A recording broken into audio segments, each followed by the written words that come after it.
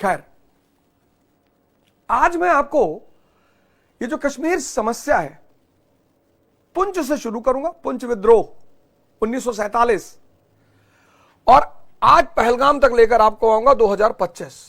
यह कश्मीर का नक्शा है, यह गिलगिट बल्तिस्तान का एरिया है जिसको हम पीओके कहते हैं, और यह एरिया पाकिस्तान के कब्जे में है,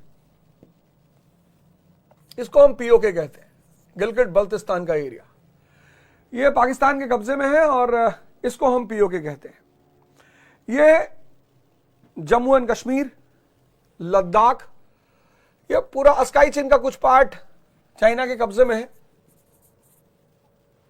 और यह गिलगिट बल्तिस्तान, अस्काई चीन, सियाचिन हमारे पास है, और यह पूरा टेरिटरी, ये आप देखो, यह पूरी टेरिटरी हमारी टेरिटरी है। सियाचिन, लद्दाख, जम्मू एंड कश्मीर,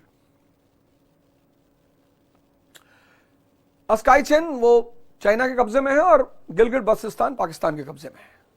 अब ऐसा कैसे हुआ? तो सबसे पहले लड़ाई जब भी होती है हिस्ट्री में, हिस्ट्री मतलब ज्यादातर युद्ध का वर्णन, ज्यादातर इतिहास का शिक्षक युद्ध के विरोध में नहीं बोल सकता। युद्ध, war is the destiny of this earth and human life. युद्ध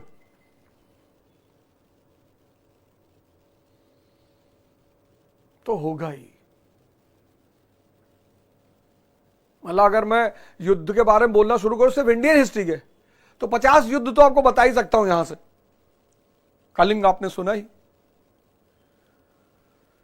कितना नरसंहार हुआ। तराइन 1191, तराइन 1192, चंदावर 1194, पानीपत 1526, खानवा 1527, Panipat 1556, Karnal 1739, third battle of Panipat 1761। अरे युद्ध युद्ध युद्ध। तो आखिर ऐसा क्यों है? इस धरती पे युद्ध क्यों होते हैं? उसकी एक बड़ी सीमित वजह है, बड़ी सिंपल सी वजह है। युद्ध होते हैं लिमिटेड रिसोर्सेस, अनलिमिटेड एस्पिरेशंस। संसाधन जो है वो लिमिटेड है और उस संसाधन पे कब्जा करने वाले बहुसंख्यक हैं।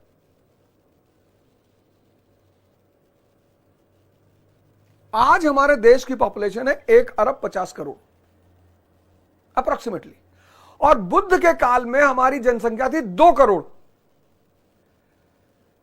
सोचो पूरे भारतीय उपमहाद्वीप में सिर्फ 2 करोड़ लोग थे। कितना रिसोर्स रहा होगा लोगों के पास।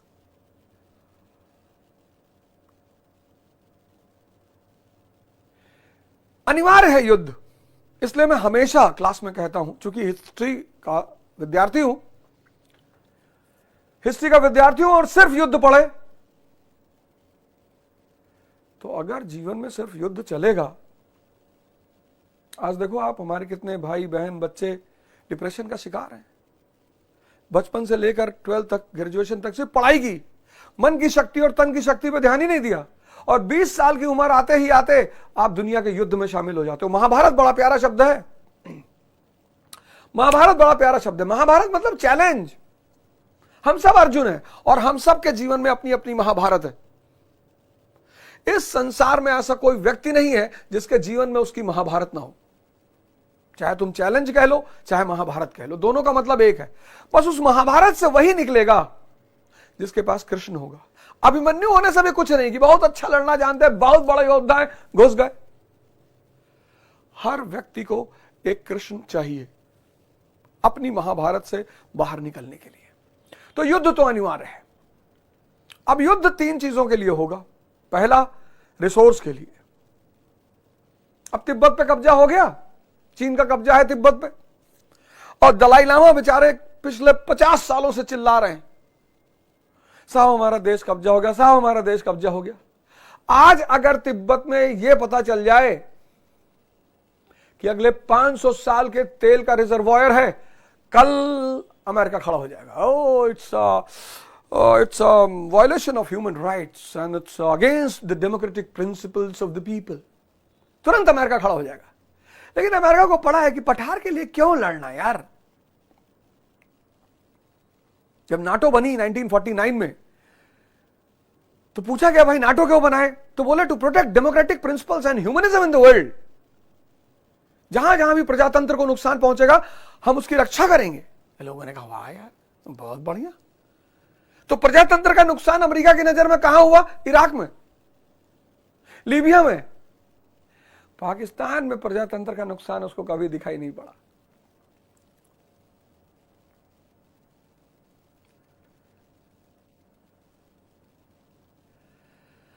अब कश्मीर की अगर आप लोकेशन देखो, ये देखो कश्मीर, अगर आप कश्मीर की लोकेशन देखो, इसकी लोकेशन बहुत कीमती है। ये देखो,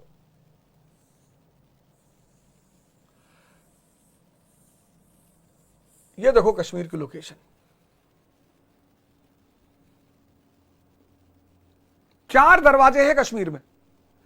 एक दरवाजा खुलता है भारत में, एक दरवाजा खुलता है चीन में, एक दरवाजा खुलता है रशिया की तरफ, और एक दरवाजा खुलता है अफगानिस्तान और ईरान की तरफ। 4 दरवाजे। तो इसका मतलब स्ट्रैटेजिकल इंपॉर्टेंस, सामरिक महत्व। तो पहला महत्व कश्मीर का क्या है? सामरिक, स्ट्रैटेजिकल। 4 दरवाजे।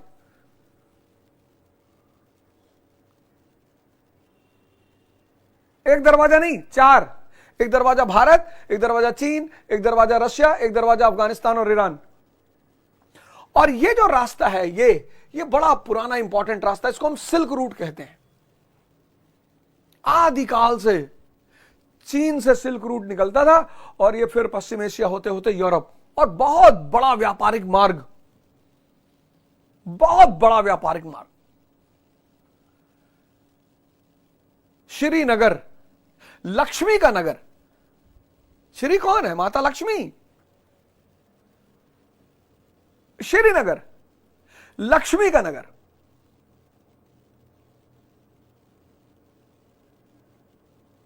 अब इधर से व्यापारी आएगा तो भी कश्मीर से निकलेगा, चीन से व्यापारी आएगा तो भी कश्मीर से निकलेगा, उधर रशिया की तरफ से व्यापारी आएगा तो भी इधर से निकलेगा, भारत का व्यापारी तो भी।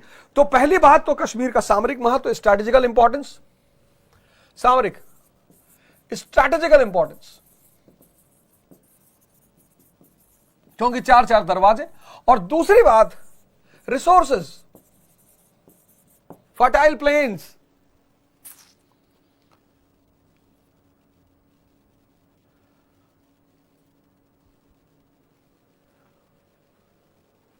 Fertile planes, handicraft industry. Kashmir कोई जाएगा बिना शॉल लिए आएगा ही नहीं। केसर, ड्राई फ्रूट्स। लेकिन उससे भी बड़ी बात है, उससे भी वाटर रिसोर्स, जल संसाधन। सतलज और इंदस, इन 3 चीजों ने कश्मीर को महत्वपूर्ण बना रखा है। पहला सामरिक महत्व, 4 दरवाजे मैंने आपको बताए। दूसरा रिसोर्सेस, उपजाऊ भूमि, फलों के बगान, केसर की खेती, हैंडीक्राफ्ट इंडस्ट्री, और उससे बड़ी चीज वाटर रिसोर्स, जल संसाधन। और इन तीनों चीजों ने कश्मीर की कीमत बढ़ा रखी है। अब यह आधुनिक कश्मीर की कहानी शुरू कहां होती है? जेएनके जो स्टेट बनाया, जेएनके जिसको आज आप स्टेट कहते हो, जम्मू कश्मीर, ये जम्मू के डोगरा राजपूत, बड़े युद्ध कुशल राजपूत, इनका भय आज भी है पूरे कश्मीर में। कई सारे तो मेरे मित्र हैं डोगराज, बड़े सारे, इनका शौक है आर्मी में जाना। अनुराग जमवाल हमारे साथ हुआ करते थे, सांब्याल, सांबा से था अनुराग सांब्याल, बड़े सारे लोग हैं। मतलब मैं जितने डोगरा लोगों से मिला हूं, उनका सब का शौक, लंबे लंबे चौड़े चौड़े, और सबसे बड़ा पैशन आर्मी। मैंने लिटरली इनका खौफ, 2009 की बात है, मैं कश्मीर में क्लास ले रहा था। तो दिसंबर में भाई जब बर्फ से सब कुछ बंद हो जाता तो ये हुआ कि भाई अब तो जम्मू में ही क्लास चलेगी। मैं एक संस्था में पढ़ाता था, उनका सेंटर श्रीनगर में भी था, जम्मू में भी था। तो ये हुआ कि भाई अब यहाँ की क्लास बंद हो जाएगी। तो मैंने कहा यार ऐसा करो तुम जम्मू आके पढ़ लो। एक लड़का था, तो मैंने उससे कहा भाई तू जम्मू आके पढ़ ले। उसने कहा सर जम्मू नहीं आएंगे। मैंने कहा क्यों? कहा सर वहाँ डोगरा लोग रहते हैं। अरे मैंने कहा भैया डोगरा रहते तो कौन सी बड़ी दिक्कत की बात है? नहीं सर वो वॉर, सर वॉर। इस कम्युनिटी ने, डोगरा राजपूतों ने, इन्होंने अब इनका जो मेन बेस है डोगरास का वो है जम्मू। जम्मू इनका बेस है।